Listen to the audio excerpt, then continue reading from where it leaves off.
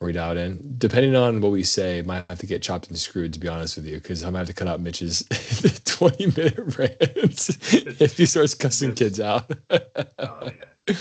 No, I'm just Yeah, kidding. sorry. I blame it. I'm passionate, but like I let it rip 100%. sometimes. Well, anyway, well, Well, yeah, you care.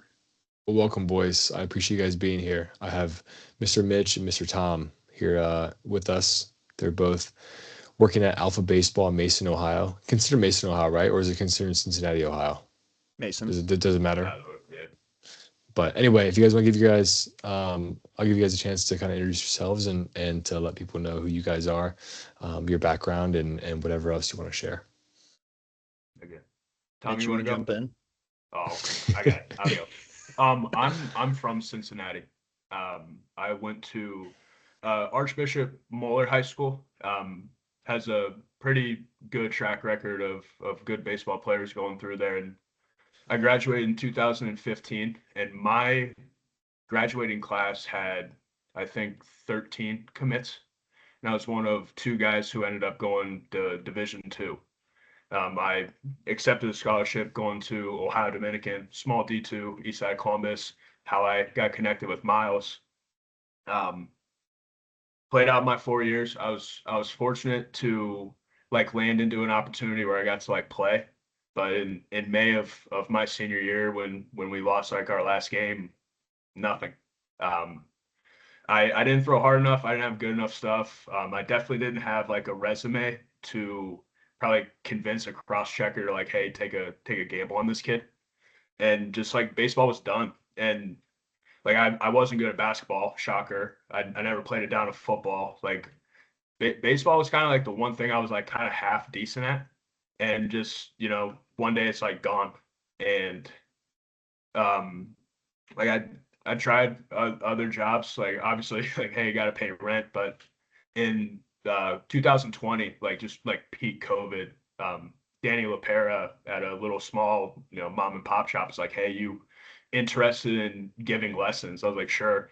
I had like one kid a month for a little while, and then just kind of like slowly progressed. I moved over to Bo Jackson Elite Sports. I was their director of pitching for like 2 years, and in the last like year and a half, 2 years, I moved to Alpha Baseball, and just kind of keep going. I, I I've been fortunate to be around a lot of good players, a lot of good coaches, a lot of good mentors, up to this point. So I'm not the end product, but I'm around some good people to keep going. Yeah, Heck yeah. thank you. All right. Tom Brosnahan. I'm the head strength and conditioning coach here at Alpha. I also am our rehab throwing specialist. Self title.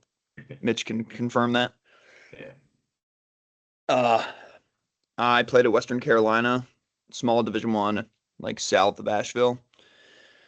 My time there, I caught for 2 years. My last year of eligibility, I decided to put the bat down because wasn't very good with it, and tried pitching. Spent a majority of my career in the training room. We've all been there. We've all played. Everyone gets banged up. So I ended up, you're not on the field. You're always hurt. You fall in love with something else. That was the weight room. So that journey kind of took me here. Getting in this space, I kind of realized like I want to do more than just the weight room stuff. That kind of took me into the rehab throwing, getting a passion for that. I'll be starting my doctor of physical therapy program fall of 26 at Hanover College. So that'll be exciting. Let's get this thing rolling. Hell yeah. Yeah, and to go off of, I was thinking about this, Mitch, earlier. Like, I think I've known you both for a combined amount of what, 8 years. I've known Tom for about 3 months, and I've Yeah. known Mitch for about 8 years. But Mitch was like the first guy that I really ever like spoke to that like took baseball pretty seriously. That wasn't like a coach. I grew up kind of playing rec baseball, so like for me, it was always a kind of like a fun leisure thing to do. And then when I got recruited to go play in school, like Mitch was the first guy that I ever met that had like a baseball Instagram. Maybe the first guy ever on Instagram to ever have a baseball Instagram. I should have trademarked it, man. That'd be but good. but yeah, like for me, like just meeting Mitch has like totally transformed just like my entire life. And that sounds like really dramatic, but like it really is true. Like got me at Ohio Dominican, really kind of sparked an interest in the training and just like being curious in terms of what we do every single day in terms of our training, how we think about pitching, how we think about life. Mitch has been a great mentor of mine. So um, anyway, I want to be here with you guys today, talk more about kind of just what you guys go through on a daily basis and what you guys see right now in baseball. And my first question really is all about like what is the current trend you see with this generation of kids coming up, and what are some problems or even some things that you see that are good with these kids that are coming up right now in baseball, and how do you even combat the things that you might see or the issues you might find with these young players? Um, I think they're going to be forced to. I think the reason I say that is if the 34-man roster is real, transfer portal, NIL, like the ability to like move on to the next level, um, it created a bottleneck for high school kids. Um, each day, a high school player looks less attractive to a coach looking to win. Like we are not far removed from a kid needing like unbelievable stuff, the velo. They're going to need to have like the TrackMan data, concrete data to prove it, and a track record of results over a period of time. And like the hard part for a high school kid is like they have one thing that like a college kid, like they just don't have college experience, and that's not their fault. They're just younger. But I think there is like a lack of understanding that like this is not going to be easy. You in itself, like you can be the best kid on your high school team. The like Arizona Wildcats, the like US or Arizona State Sun Devils, like do not care, right? Like they're looking to win, and like they will go up to Alaska if there's a better ball player there. Like they can afford him, and I think like they just like fail to like realize like the harshness of the situation, right? And I think like my frustration and Miles, like you kind of touched on it, like they lack like autonomy. They lack like the curiosity. They're being asked like how many throws, what drill, when do I need to show up, how many pitches, what should I go up and wait? Like they're constantly just like asking like what to be like what to do. And like no one cares as much as they should about their career. And like I think like they're banking on like going to like facilities or whatever false promise like a coach could give them to like kind of like, oh, I trained here, I should like go to some Division I program. And I think like they fail to realize like I guarantee you you're not like outworking your peers, and they will be more than happy to take your spot. There's some grad student who just like wants to finish out his career and will happily take your lunch money. Like he has no problem, no hard feelings, but like this is his last go around. Like he's gonna take it from you. But that's like my first like thing. Like I think they just like lack awareness of like how hard this is gonna get. I got recruited throwing 83, 86 with a really shitty breaking Yeah. ball and like no changeup. Like the trust me, bro, is out the window. Like there's no like, oh my God, he's projectable anymore. Right? Like, why would you? If I'm a college coach, why would I do that? I'm gonna get someone with like concrete statistics, like this kid can do this, and I want to win some games. So Yeah, that's going my off the projectability part with the recruiting window the way it is now, like you can't be recruited until you're a junior in high school. Going off like this kid's projectable, like you're already 17. It's not the same as when like we saw kids growing up who would like commit as like an 8th grader, and you're going like, all right, they have 4 years till they're on campus. They are 13, 14 years old. Puberty's just started. Like, there's going to be a lot of growth.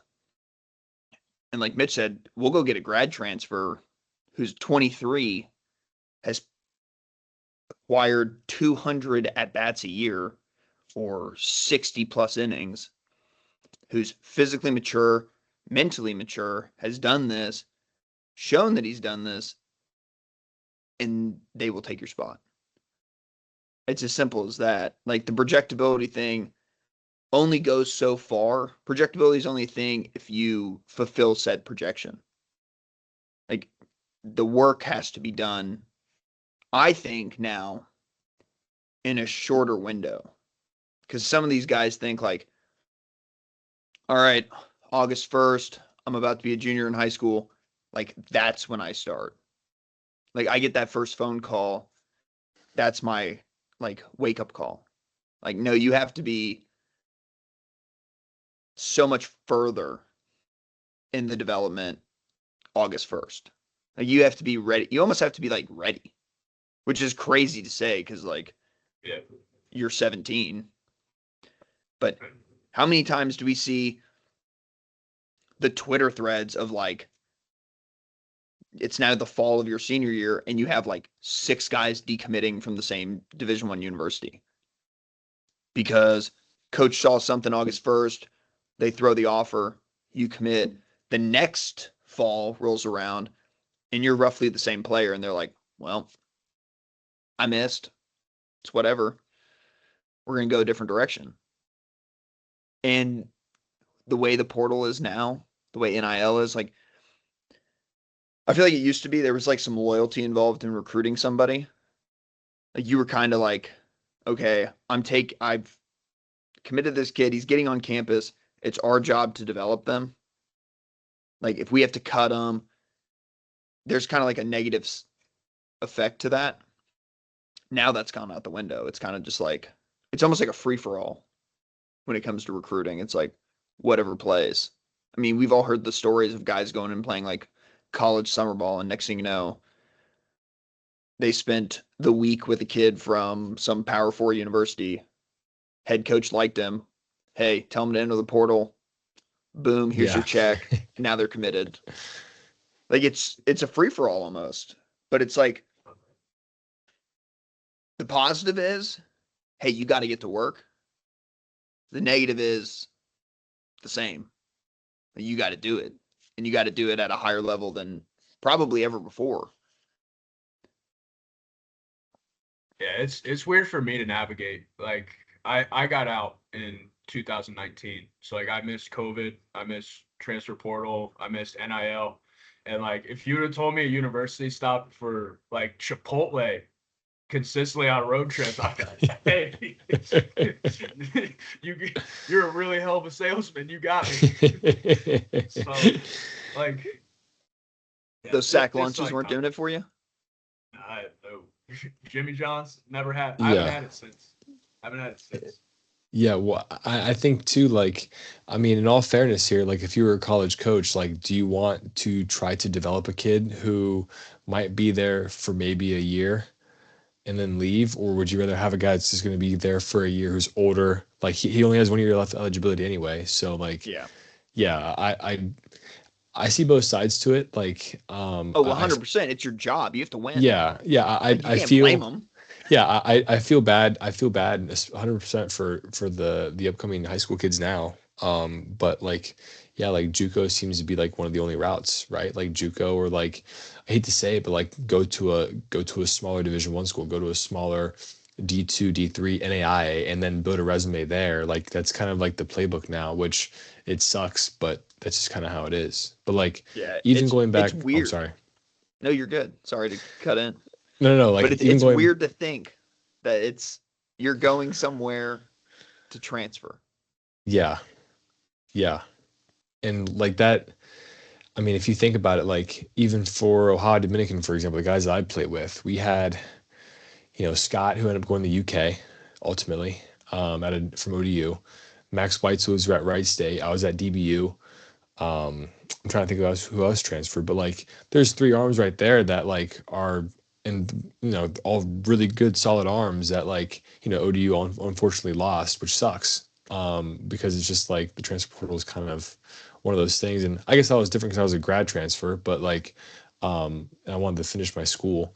But yeah, just kind of a different animal now, unfortunately. But even going back off of what Mitch said, like with curiosity, like I think the biggest problem with the generation right now that I'm seeing is like these guys don't even know how to think for themselves in terms of their own development. I'm sure you guys see that every single day in like an alpha, where it's like guys come in and they automatically ask, okay, like, what am I doing today? Or like, hey, like, how do I go about doing this drill? How do I go about doing something that I do every single day? Like, how do I go about my own delivery? Should I have my hands here or here? Like, it's like, dude, like you should kind of have a little bit more exploration with yourself. Like, I think the problem though is like a lot of guys, and this is gonna go down a rabbit hole for Mitch, 100%, is like Instagram Reels is like these guys are being told every single day, they're being bombarded with information every single day, and like, hey, this is wrong or this is right.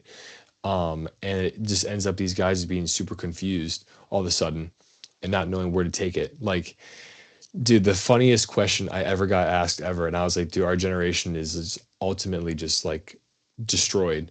Is a kid asked me before, he said, hey coach, what's your take on cold water?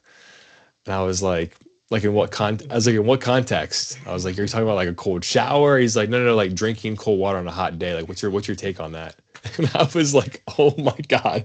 And I'm sure someone's probably gonna be in the comments like, oh, have you seen this study? But like, I'm just like, dude, like, what are we doing? Like, we can't even think for ourselves now in terms of like what we like and what we dislike just by preference. Like, we have to ask somebody. I don't know. I'm sure you guys have a lot of stories about that, but I dealt with it all the time, and I still deal with it, doing lessons and still coaching. But yeah, just crazy where we live in right now with our generation of players and the younger ones too. Going off the Instagram Reels thing and the exploration of your own development, like it should be a net positive. Like when you think about it, you have this almost unlimited bank of information. And rather than it being something where it's like, hey, I saw this, I'm going to try it. We're going to see if it works. If it doesn't work, on to the next thing. It's almost like it's causing a mental freeze where it's like, rather than trying, exploring, seeing if it works, going on to the next, it's like you'll try it.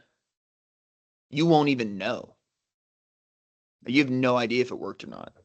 You don't like, because it's just like a lack of like self-awareness. Yeah, and like kind of double down on I think comes from. Sorry, I'm sorry. It's all our I first. think it It's our comes first from. time. I think it comes from the idea of like early sports specification happens at like 12 now. You got kids who are like, if I want to play Division I baseball, I have to play baseball all the time, whenever. But like that takes away some of that athleticism where we learn like how we're supposed to move, how it feels to do something like awkward. And that learning curve is what allows us, when we're exploring ourselves, exploring like movements, to be able to know if it's good or bad. And I know Mitch is about to cook here in a second. Dude, I'm so sorry I cut you off. Edit that out. Cut it out. Yeah.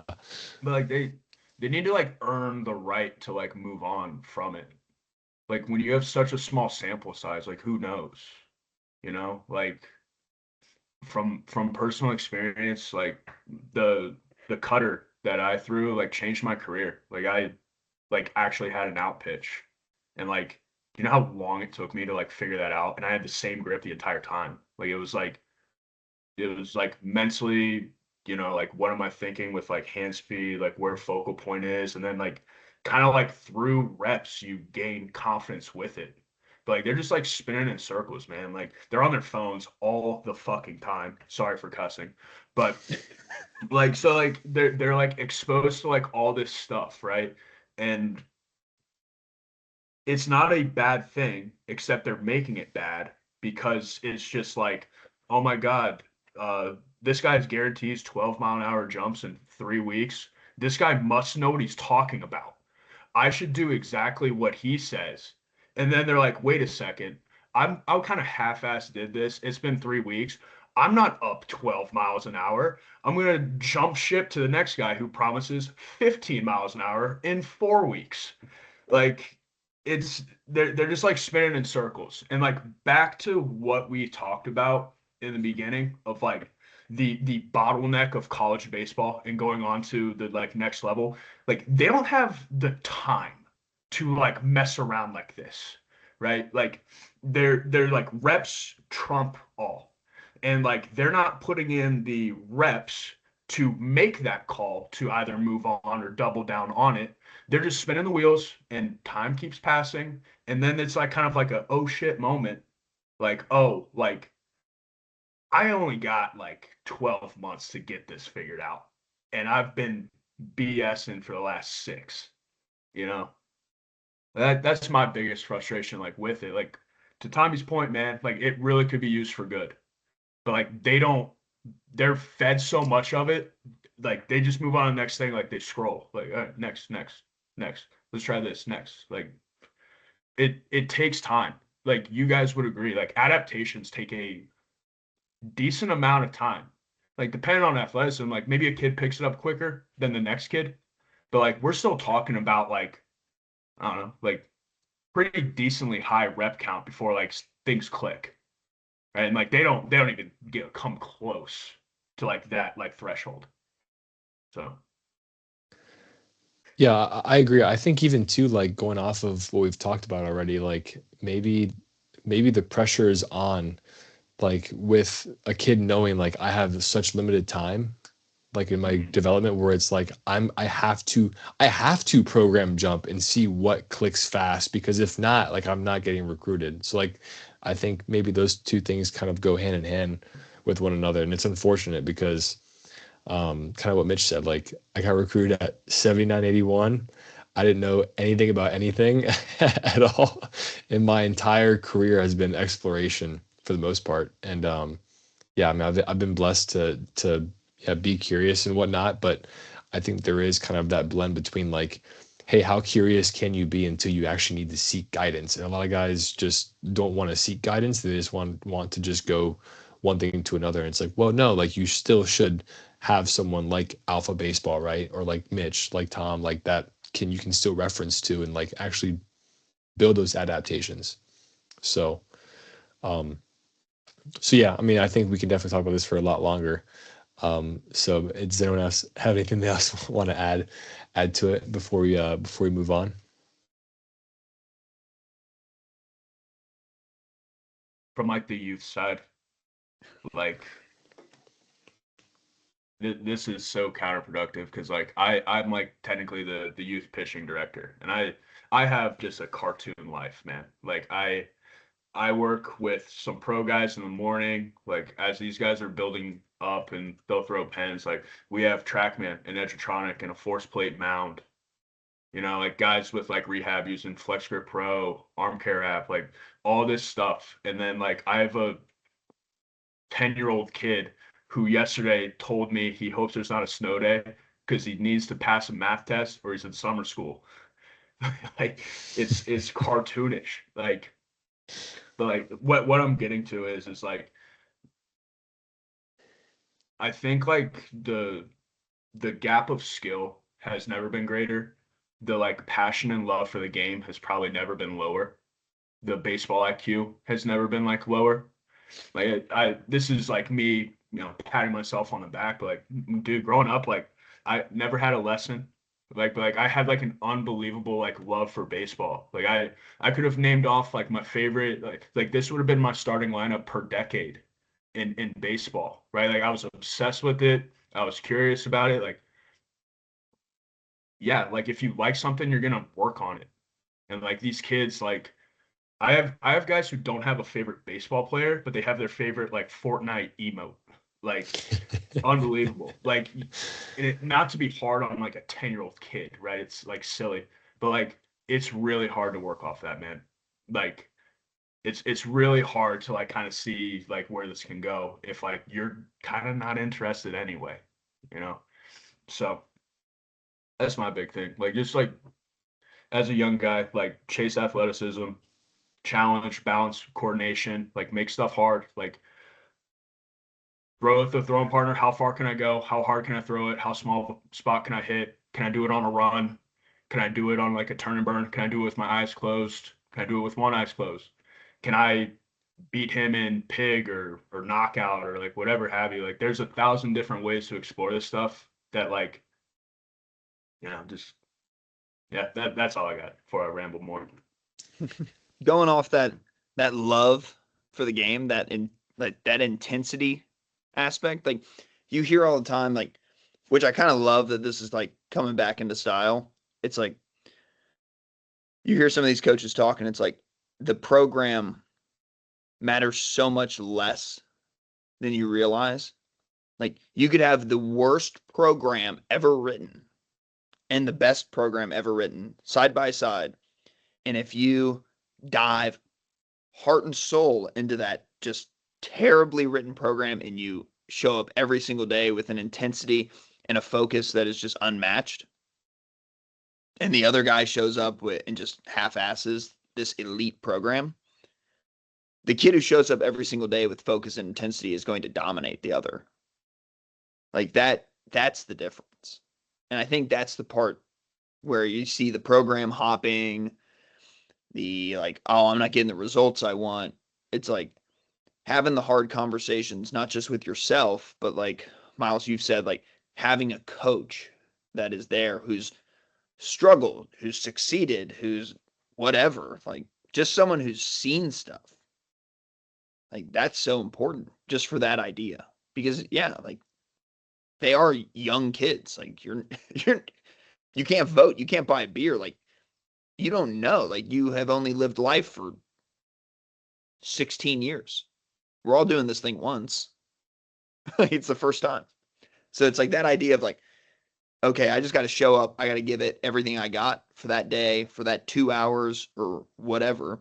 Like we see some of our pro guys, they're here for like 5 hours. I'm not asking that.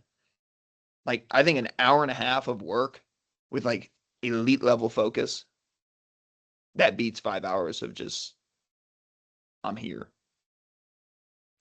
Yeah, 100%. And I think that actually like segments really well into like what I wanted to ask next is like how, because like a lot of kids right now, like they think like if I'm not at this facility and I don't have TrackMan, and I don't have Edutronic, I don't have a force plate mound. Obviously, Alpha Baseball is very blessed to have all those things, right? But like a kid thinks like, oh, if I don't have that, I can't get better. And like, I think you guys are good people to ask too, like in terms of your own careers here, like, how did you guys maximize your potential and your development when you didn't have those things? Because like, at least for me, right, like I didn't grow up with it. Mitch, at ODU, like we didn't have any of that at all. I mean, sometimes our soccer radar didn't even work. Most of the time our soccer radar didn't work. So you know how hard you were throwing, you couldn't even track anything anyway. So like, how do you guys go about like having that conversation with a kid, like, or how do you envision someone maximizing their potential or their development without any of those resources? I'll segment like actually like spending money like for yourself.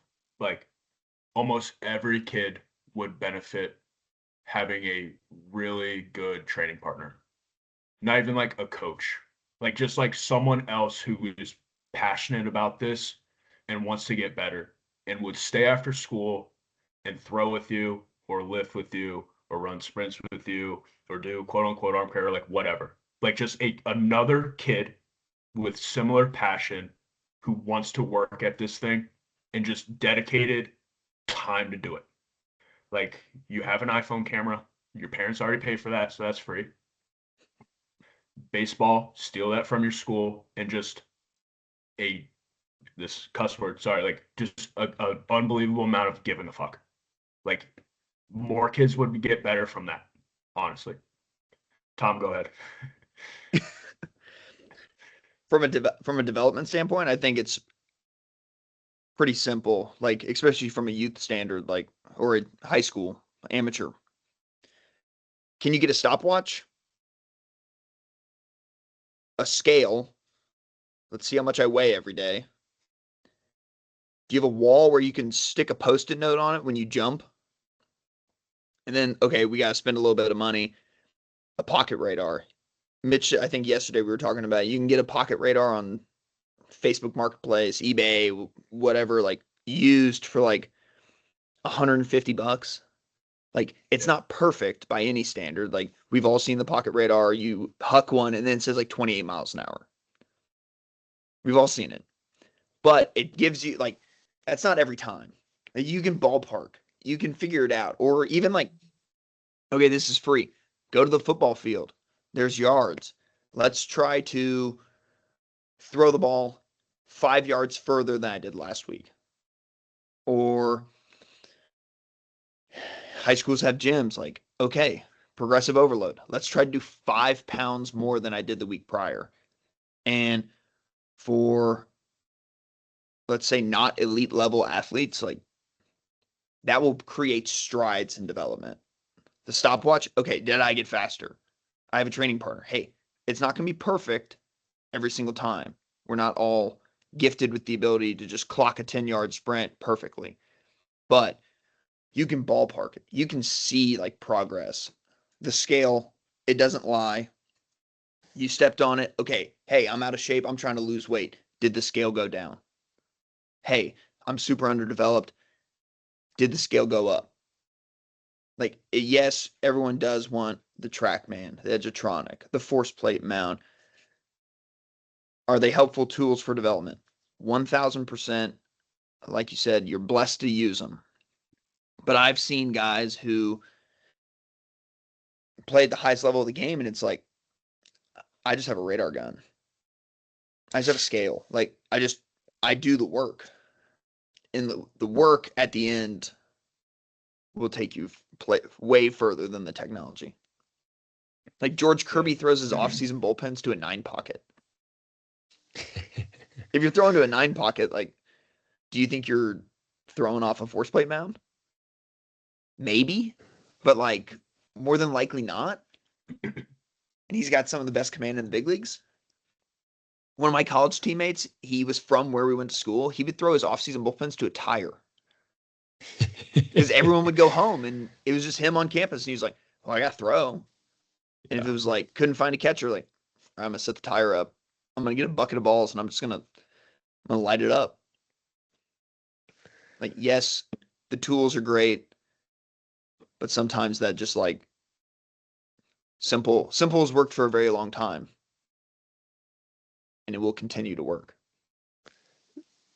And it's a beautiful thing when like a kid who buys into that and then tail end of the career they go to like a better program or like it finally gets introduced to them. Like those are the kids that like take off and run with it. Like there has to be like just absolute like base level boxes checked for like kids to like run away with like the cool tech like we got, right? But like none of that matters if like the kid doesn't care, you know? Like we're spinning wheels at that point. Like I could talk to him all day about like composite scores, but if he can't wait to get out of here, like what are we doing? But I think kind of like back to the question you asked, Miles, like you could get a lot done with a good training partner, with video and a notebook. Like pitch shape wise, like just like feedback from whoever your throwing partner is or catch play partner. There's so many resources out there, like manipulating like tilt, getting feedback in ball flight, like the bells and whistles are great, but like you really can like get creative and like get a lot of stuff out of like stuff that's free. Like we did it, right? Like I had no idea what induced vertical break and horizontal break was as a player. And I'm so glad I did it. Like I am so glad that like all this tech was not around for me. Hell, even like a radar gun on like the scoreboard, like it would have messed me up mentally. Like I'm so glad like I kind of got out of it. Like it was just like eye testing, and it still worked, you know. So. I think both you guys probably gave the best answers that I think anyone could give for that question. And both in their own like way, those are like the most ideal answers I'd want to hear from somebody in terms of when I ask that question. Because like I agree. Like I think one, like your training can go such a far way if you have someone to actually do it with. Like I train by myself in a garage with a squat rack and a barbell. Like and yeah, it does suck because I don't have anyone to train with. But like if I had someone to train with, like in high school when I had my buddies to train with, like it just turned the environment into like just a, a shit show. Like we would just always be trying to outdo each other and stuff, and that is what calls for better development, I guess. But in going, Tom, off of what you said, like, and this kind of ties into me and Mitch's background here at ODU, like, you know, we all we had was a squat rack and a barbell. Like, so it was like, you know, you had to kind of really figure out really fast how to get better. And like for example, now like going off what you said, Tom, again, like I've trained in a garage. I would less have a garage weight room, but I have a barbell and a squat rack. I've been doing that for the past year now, and I jump higher. I'm faster. I'm more athletic than I ever have been ever. And it's not because I, you know, have some secret technique, whatever. No, I'm still squatting. I'm still RDLing. I'm still push, pull, hinge, single leg, and you know some Boom, accessories, baby. and yeah, and then you know, and it's like you know I'm 25 years old, and it's like I have some secret sauce, right? So like, I think even for like a very young kid, a 14, 15-year-old kid, they could definitely see a lot of benefit without even needing to think about a force plate mount, TrackMan, anything. And I think we all agree on that, obviously. But um, yeah, again, I think Mitch too. Like, if I had that stuff growing up, like I would just be a total I'd be a mental head headache. case Yeah. all the time. Um, but yeah, I mean, I think going off of that, like talking about training, like how do you guys go about off-season training at Alpha? And like, was your own personal philosophies on that? And then in addition to that, how do you guys prepare these guys, or how do you reduce the risk of injury and prepare them for their season as they go on? Tommy, take this one first. Okay. Uh, I think again, the training pendulum always swings one way or another. I think for most of our playing careers, the pendulum was, especially for baseball players, like put them in a bubble, protect them. Hey, throwing's extremely stressful. Like you're going to get your stimulus throwing. We have seen that does not work. Arm injuries are up more than ever.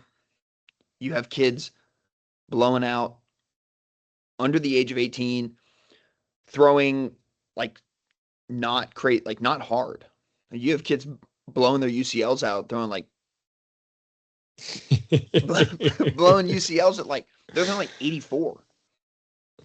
And it's like that is the body's reaction of I was not prepared to handle stress. And it's for me, especially over in the weight room, doing rehab stuff, it's strictly like, okay, let's expose the body to stress levels that, okay, I can't replicate you throwing a baseball 95 miles an hour in the weight room. Like there's not an exercise that's going to put that kind of torque on the elbow. Well, I mean, you could probably try to find one, but it's not going to go well. But if I can expose the body to high levels of stress, create an adaptation, and let the body recognize like, okay, I can recover and come back better, you're going to be in a way better place than thinking, okay, let's pull back. Let's make the weight room easy and the sport will be hard. We've all heard like you want training to be harder than the sport. But for baseball players, it was almost the opposite. Like pull downs kind of like in some places went by the wayside because it was like, hey, that's like really stressful. Like someone could get hurt. Well, you can get hurt walking from your car to the door. Like if it's the game of, I hate the term injury prevention because it's like, I'm not God, you're not God. Like that's not a thing. We can do our best to mitigate, get people like physically prepared for sport, get them accustomed to doing things like maybe that cause strain, maybe they cause stress, but it's like if you can prepare the body with a huge base of work, weight room, throwing, I think it's the same. Everything is progressive overload when it comes to creating an adaptation. If I can give you a huge base, when you spike that intensity, the body is going to be a little bit more prepared. It's like a pyramid. Like if most of your work is done out here, when you get to the pinnacle, the body has like some awareness. It understands what's happening. But when it's okay, I got to keep my throw count super low all the time so I'm not fatigued. And then you spike, that's where, ooh, the front of the shoulder's barking at me. Ooh, that didn't feel good on my elbow. Like how many times have we seen a guy who's like, especially dudes who've like dealt with injury, they're very scared to like expand that workload. And it's like, I just want to be able to get on the mound. I want to be able to pitch. And then it's, oh, I pitched. I don't feel good. It hurts again. Yeah, I imagine so. I think that's the biggest flaw in like most rehab settings is let me just make you feel good for like the time being. And then when you're out of my hands, it's time to go like play sport. Like that's someone else's problem. Rather than taking that time to kind of beat you up. Obviously not like an idiot. Like we're not sitting here trying, I'm not sitting here going, yeah, you just got to like kick the shit out of yourself and just be sore all the time, never recover. Like, no, but if How you do bad it you with, want it, bro? yeah, oh, you just don't want it that bad. Oh, that's why. That's why you're sore today. But it's like knowing when to push and pushing is going to do you a lot better than just like, hey, keep it easy, keep it light. The springs when it matters. It's like you see all the time, like in season, especially, like guys don't want to work out because it's like, oh, I got to be fresh for the game. But then you take LSU, they're pretty decent at baseball. They got a kick-ass strength coach, and they're just dominating the weight room. And you got guys PRing at the College World Series. You got Cade Anderson, who was what, the 4th overall pick, and he goes out and throws like 100 pitches in Omaha, and then the next day, Chris Martin's posting a video of him like PRing on bench press. And it's if you rewind 5 years, someone would look at that and go, "These guys are stupid. Like they're going to get somebody hurt." Well, actually, he just dominated the second best team in the country and signed his name for a couple $1,000,000, and he's probably going to play professional baseball for a while. Understanding how stress can be a good thing and allowing the body to create an adaptation it's magical when done right. Like it's almost simplify smart rather than think about like all these like crazy intricacies of it, because then you can get lost in the weeds for the most part. I'm gonna go on a tangent. You ready? All right. Before I answer your question, you signed up for this. Like there is an inherent risk trying to throw a baseball really hard. Okay. If you don't want to get hurt, wear bubble wrap and stay inside. Like wear a helmet. Two things. I see, because we're in the business space too, like false promises get you throwing at a higher velocity safer. That's odd because there's more stress involved throwing harder. That's physics. So when I see stuff like that, I get a little irate. And I'm not calling anyone out per se, but like that's false. Like that's marketing. That's not coaching. Anyone can say anything these days, right? Which is frustrating.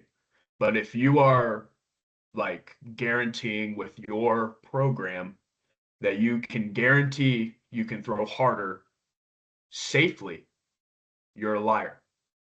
And that's okay, but just know that. Okay. If you don't want the inherent risk, don't do this. Right. Kind of like to Tom's point, like if you really want to be safe, just like don't get in your car either. You know? Second part of this, and this is where I get frustrated too. And I think like sometimes like the rehab guys being so far removed from like competing, like they take all this time off, because of surgery and then their early stage of throwing, they forget that like you feel banged up a lot of the time. Like you don't like it's not sunshine and rainbows every day when you are quote unquote like not dealing with an injury. Okay. I think the last time I felt 100% was probably like junior in high school.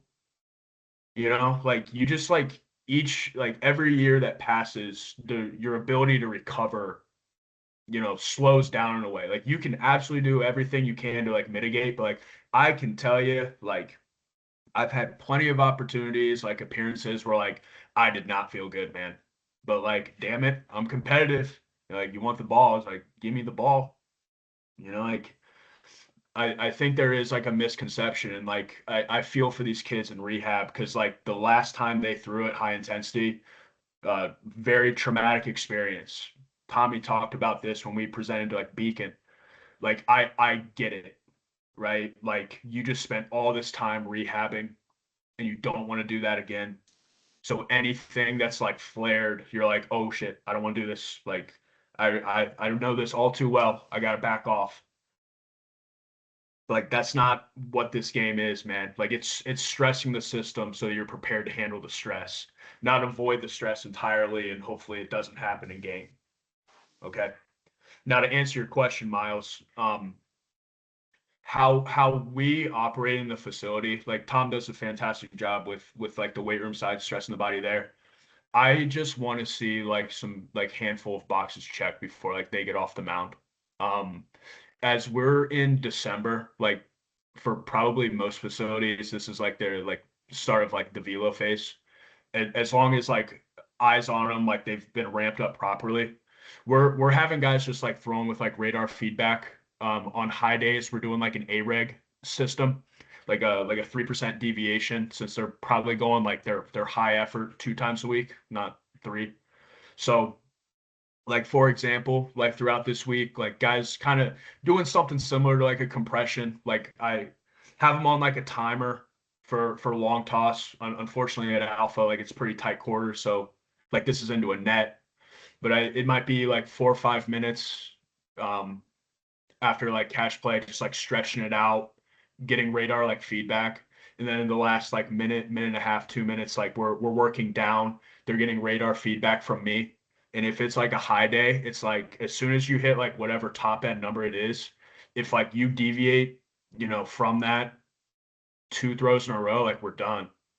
Like I'm managing like fatigue. I'm not managing like tiredness. So like they're having like rest intervals in between these throws because like I care that like the arm is working and they're not hitting these numbers because like they're getting like gas trying to pick up the ball and like throw again.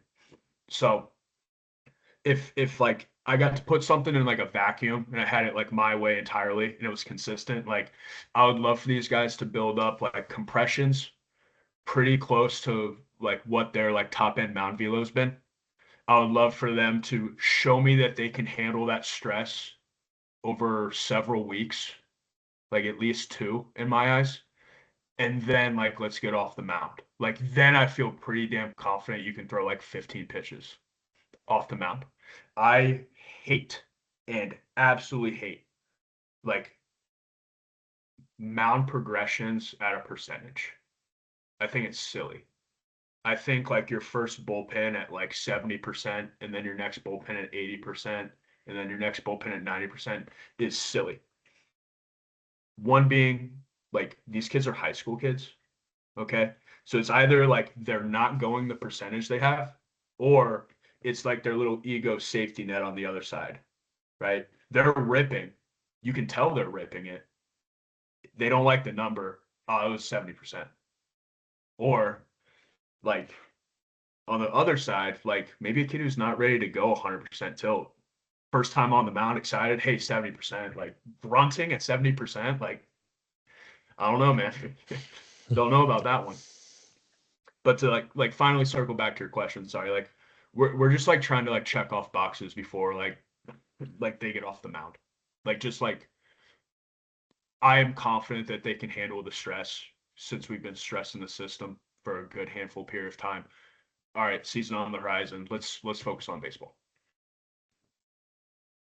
Going off Mitch's little piece right there with achieving that number in a compression prior to stepping on slope is exactly my philosophy when doing return to throws from injury.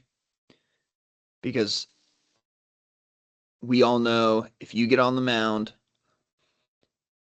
and you are at a sub max intent, are you going to be moving how you would throwing in a game, throwing at full tilt, adrenaline?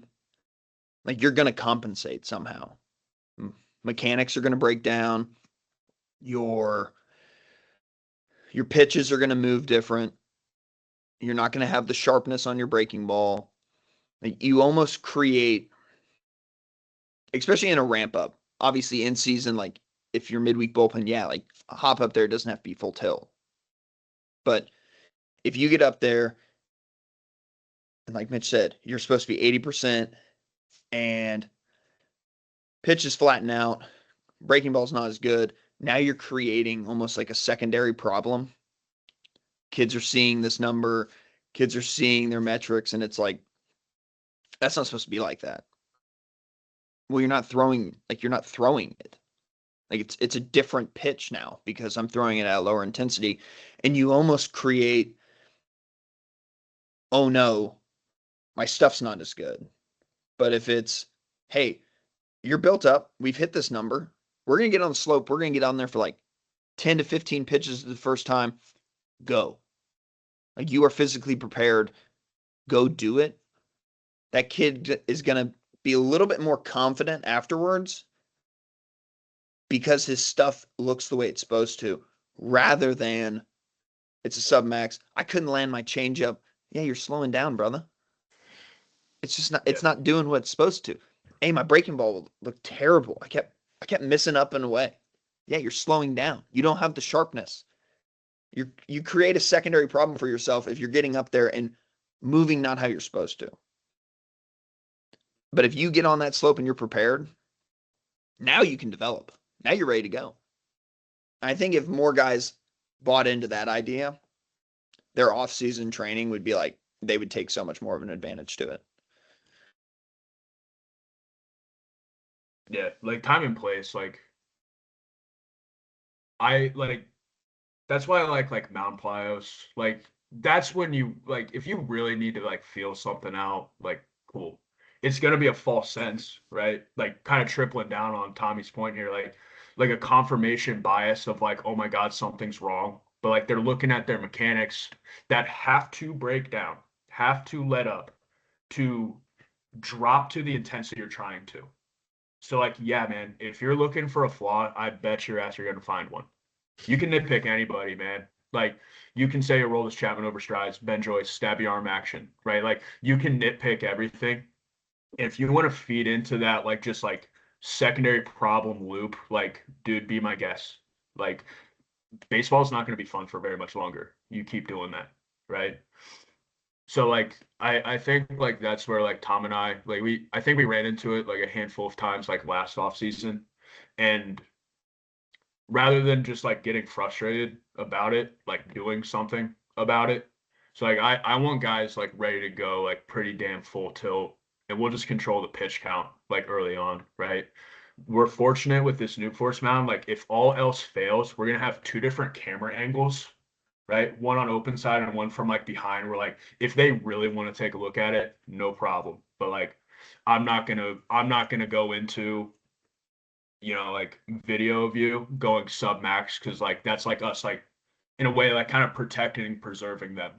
Like I know how this can go, right? And like you can tell with like personalities, like you're not gonna like what you see, and I think this is gonna like you're gonna take this home with you, and like it's gonna be dwelling on you, and it quite literally, brother, was like you were going 80%, like back up. So It's like trying to break down your sprint mechanics while jogging. yeah, Yeah. Like it's just not. It's not going to be what you want to see. yeah, Yeah. And I think going off what you guys said, like in summary, for me personally, like I think doing more is the best way to train all the time.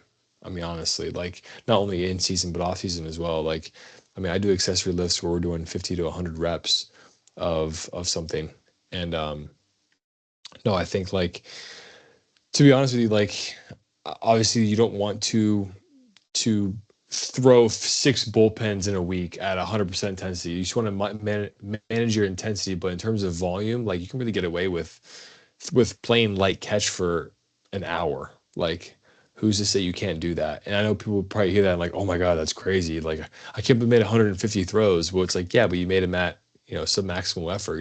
You're not pulling down, right? Like, and I think like that also ties into like skill development as well. Like, and even like lifting, like if you do 100 reps of an accessory lift, like your body's gonna know really, really fast, or it's gonna know how to do that movement really, really good, right? At a really exceptional rate. Versus, and same with throwing. Like if you throw 150 throws every single day for the entire off season, I don't recommend everyone doing that. But like in theory, well, my camera's all moving on me now. That was kind of crazy. But I mean, in theory, right? Like if you do more of something, like you're going to get better at that skill or better at that movement. So it's like, why are we doing off-season throwing and we make 25 throws and we're done? Because your driveline pulse said to do that. Like I don't get that. Um, but going off of Mitch's last comment, my last question for you guys is, what happened to the game I love? Like what happened? But where was the turning point here? Like guys are now just being micromanaged, right, all day, every day, right, from when they're 11 years old all the way until they're all the way through high school and college.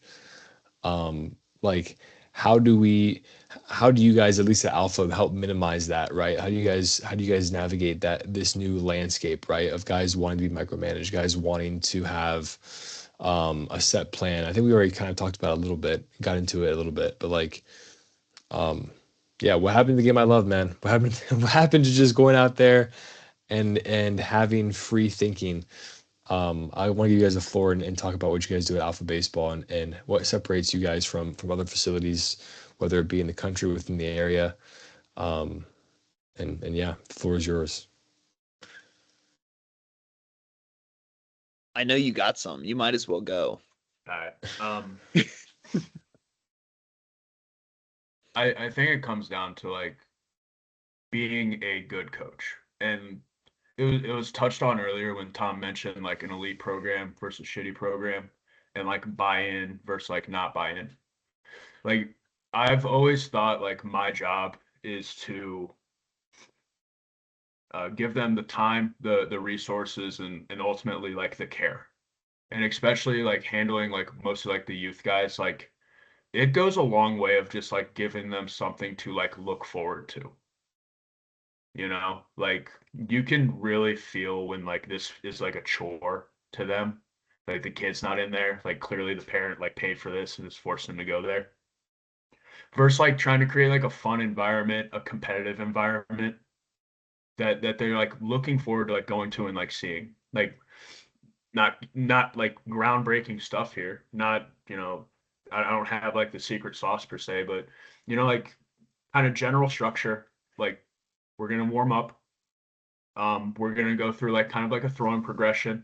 Like they don't need to know that it's a constraint, but like, hey, like let's see like how far we can throw this with our feet stuck to the ground.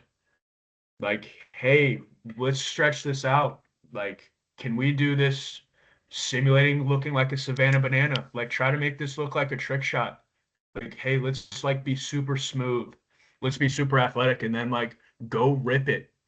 And then like the tail end of this stuff, like, hey, like, you guys ever play knockout in basketball? We're gonna play knockout pitching. Like, if you miss the strike zone and the guy after you hits it, you're out. Hey, do you guys want to play pig? Call your spot. Okay.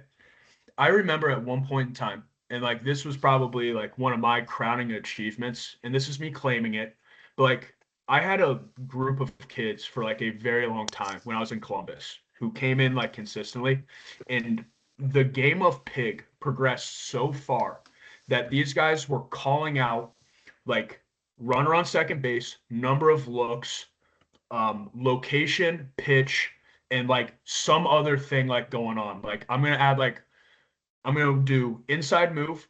Like this is like what a kid would say. Like I'm gonna go inside move, reset.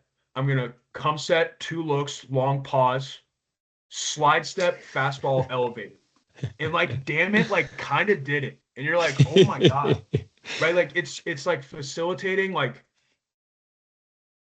let's be like let's do good. Let's do simple, really good. And like watch how easily like this can like get creative at the end of the day. And like I think like that in itself, like the last thing I want to do is like probably like introduce like too much structure too early, where like they feel like they're just getting like ordered around.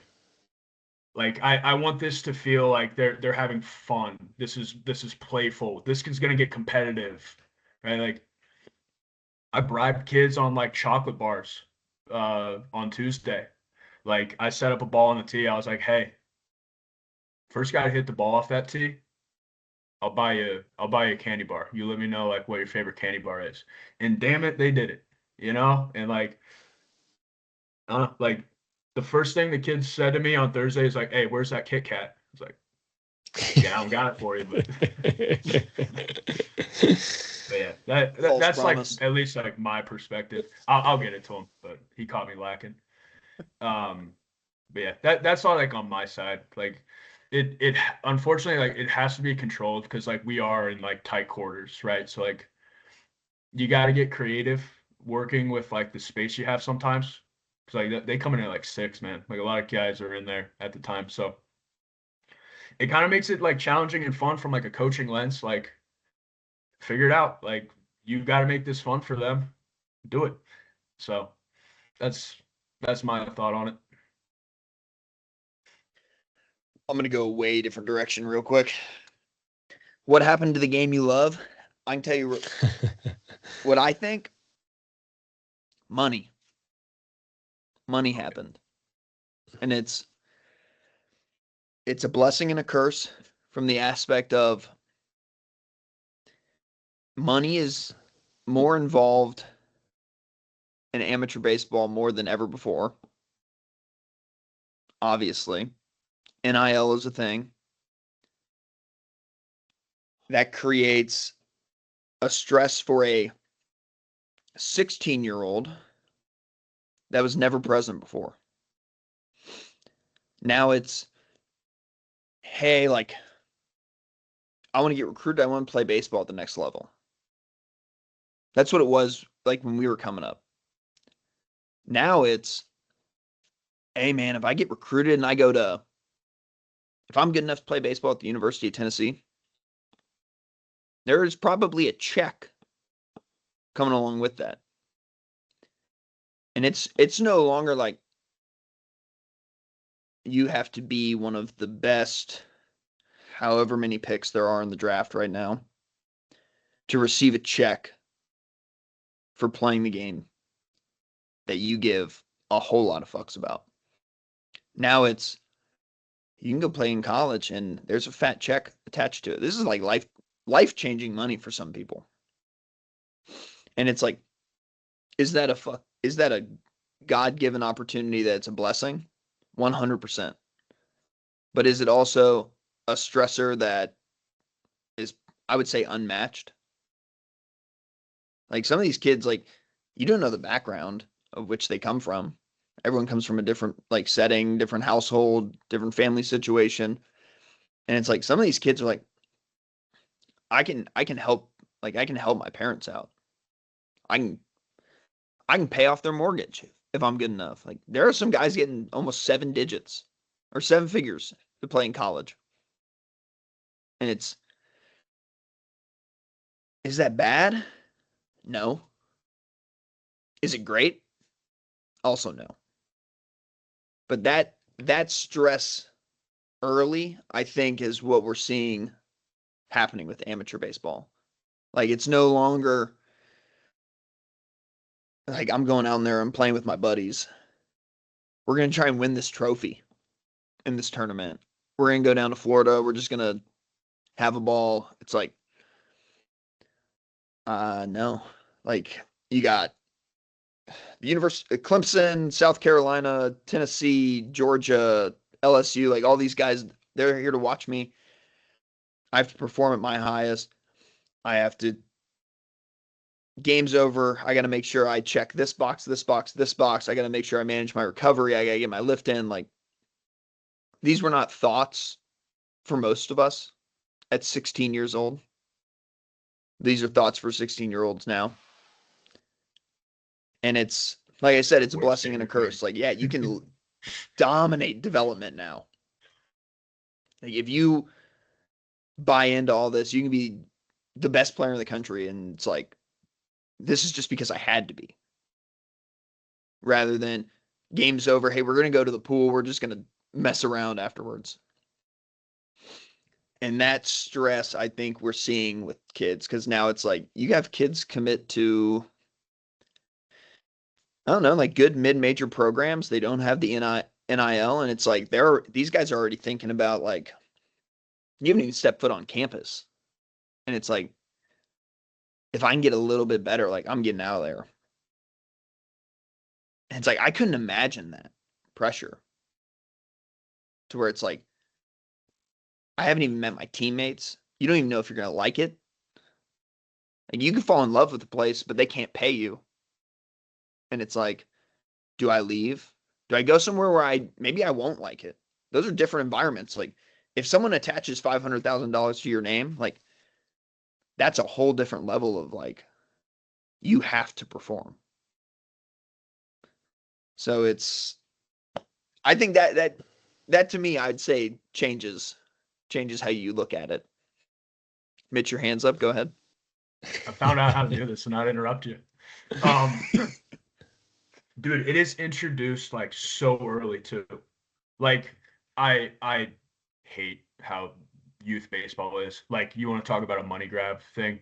Like, oh my God, super team. You play for Diamond Elite, National, Silver, Midwest, Supreme. Like it just feels like everything's like circulating. Like there are kids like emulating signing days for like a 10U baseball team, like blessed and commit to the XXXXX, like, super national team. We're going to travel the world, look at all of our sweet uniform combos. And like, you see like so many kids like jump ship and like, oh my God, like we'll just make like a better team to play up against like the other national team that's located in Mainville, Ohio. Like, and like it's introduced early and earlier. Like it's physical. And then like even like video games. Like if you play NCAA 25, two options you can do weekly is like social media, like followers. You hold down X, and that's 1 point that you put towards gaining followers on social media. Okay? Like you actually have to do more work to like add skill points. And at the end of every year, the first option is enter transfer portal. Like that's a thing. Like that's being fed to them too. It's nuts. And like the baseball landscape's different than, college football per se, but like who's to say like it doesn't progress to it?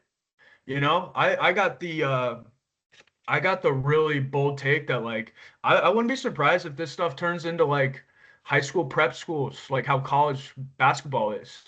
Like blue bloods, like the kids like the draft rules changed to combat this, and you have like one and dones. Like, it's not far from it, and like it's getting introduced like earlier and earlier. You know, back to the physical things. Just I like to talk my shit. Like, you have like these unbelievable national teams where like they'll go pick a kid out of California and just be like, yeah, don't worry, like you don't have to pay for like nothing. And then the same place will like repost their stuff like, yeah, developed here. Like, no, you just cherry picked them and didn't let them pay for it. Or you paid them. Whatever. I don't care. That's none of my business. But like you're seeing like business side getting like introduced to these kids earlier, and they don't understand like kind of like why they're getting, asked to go play for this team on this weekend and back and forth, whatever. But yeah, I had to add that. Yeah, I think definitely it's a landscape right now in terms of my initial thought to the question, what happened to the game I love? It's like everyone's out for themselves, which I guess naturally too, right? Like you want to be successful, you want to be out for yourself. You want to look out for yourself, right? But like our coach at DB always had a like a saying. He'd be like, whenever someone asks you how your game went, they always say, "Oh, I went like 3 for 4, whatever," and it's like, no, like, we won or we lost, and we always just like joke about that. But like it's true though. It's like everyone now is concerned with just like or like I love the classic. Hey, how'd you pitch this past weekend? Oh, I pitched really bad, but I hit 85 though. It's like okay, man. Well, like, but like, so I think there's definitely just concern everywhere else, but the fact of like, hey, like, are you having fun? Like, are you playing well? And like, what can you do to get better? Everything else is like, just the focus is, yeah, like, where am I gonna be here in 6 years from now in college? I'm 12, and it's like, what team am I playing for right now in the moment? And it's like, dude, like, I don't know. Again, like I like to pride myself on like my upbringing because like I played basketball growing up and I was not a good baseball player at all. I played rec ball all the way until middle of high school.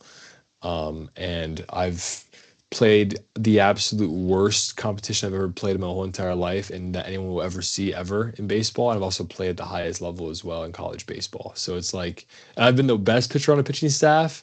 And I've also been the complete worst pitcher on a pitching staff at a bunch of different levels. So it's like, um, yeah, I think the focus or the there's been a shift in focus over the years, especially talking to young kids now in the facility, or doing lessons too. Like it's yeah, it's sad, it's sad, but hey, we all want to throw hard. I get it. I so get it. It's a two-headed monster, that's for sure. Yeah, but anyway, yeah, no, I appreciate you guys being here. I know we've talked for an hour and 20 minutes now, but I appreciate you guys both taking the time to talk and to express your own ideas and frustrations and knowledge, Mr. Mitch Bault and Mr. Tom. So I'll give you guys the floor here if you guys want to say anything else. If you guys want to shout out anybody you love or hold dear to you, any social media you want to put out there, and yeah, we'll wrap this thing up. So follow Tom B SPT, and Pitch Ball. That's me. No, man, like it's your career, man. Like you can there are plenty of testimonials of like just like stuck with it, man, and look how far I went. Like no one can care about your career more than you should, and if like you do care, like you get one shot, you know. Check off boxes, seek guidance, find good training partners, like do really simple good and like watch how far you go, man. Like seriously. So that's my closing remarks. Dominate the basics, baby. If you build that floor, I promise that ceiling will be higher than somebody else's. yeah, and I think my biggest advice too, I'm playing overseas baseball. Like my biggest advice is look, man, you're going to be a very large percentage of us do not make it to the bigs. Let's be honest here. So That's a fact. if you want to make the most out of your career, like be sure you're having fun in the process. Like don't get lost in the entire thing and look back at your life and say, damn, I really wish I'd spent time with the guys on the bus, or I, had fun when I was weightlifting with Mr. Tom. But anyway, I appreciate you guys both being here. And yeah, hope to talk to you guys here again very, very soon. So I appreciate you guys again, and good luck today, Glad guys. it worked out, man. I'm going Yeah. to bed. It's 1:00 in the morning. You guys get your day started, all right? Hell yeah. Cool. Thanks for having us, Appreciate dude. it, This is Miles. awesome. Yep. Yeah, great. Talk to you guys see you later. Yeah, man. Sound good. Peace. Hey, Mitch. Hey, dude. That was good. That was Easy, sick. man. I love that this is still recording. I hope you have a great rest of your day, Tom. It's so cold, Mitch. My hands are numb. Dude, it's like It says 70 it's- in my house right now. It says it's 45 degrees in here. Oh man, And it's not. it's all up not here, even man. Monday it's all morning. Up here. You gotta trust it. No, Monday morning. Think about this. Saturday night to Monday, it's supposed to be in the single digits. Good luck, man. Good luck, man. I got to try to figure out how to warm this place up. See ya. Start a fire. See you. See ya.